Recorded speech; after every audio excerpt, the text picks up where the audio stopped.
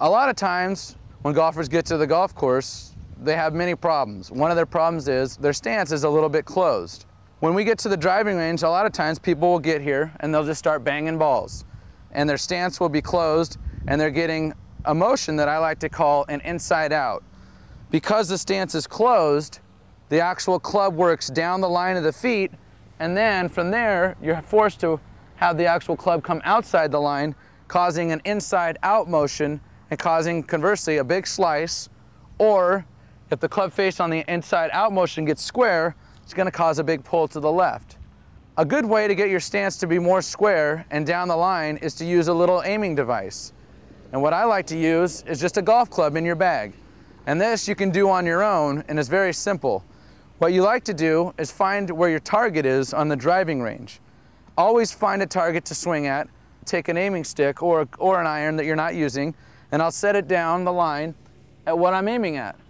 And so I see that I'm aiming down the line with this club where I want the ball to go. And so what I'll do is I'll step up and address the ball as if I were to take my normal swing and normal stance. And then I'll see that my feet are actually aimed considerably right of this target. So then what I'll do is I'll adjust my body according to that. As you adjust your lower body and your feet according to that, a lot of times what happens is now that you've opened your stance slightly, now your shoulders have opened. Well, what I like to do is I like to square my shoulders up now to my feet in the way they're set. And what I'll do is I'll use a club here and I'll put it along my shoulder line, and then I'll actually work parallel to my club on the ground. So now that I've done both of these things, you can actually see that my feet are parallel to the club and my shoulders are parallel to the club. And what you need to do when you're working on this, and if you have this problem, is rehearse this over and over again. This is something that you can't rehearse too much, and it's going to ingrain into your brain and it'll become second nature. So now again, I'm going to try and swing with my new stance and my new shoulder line.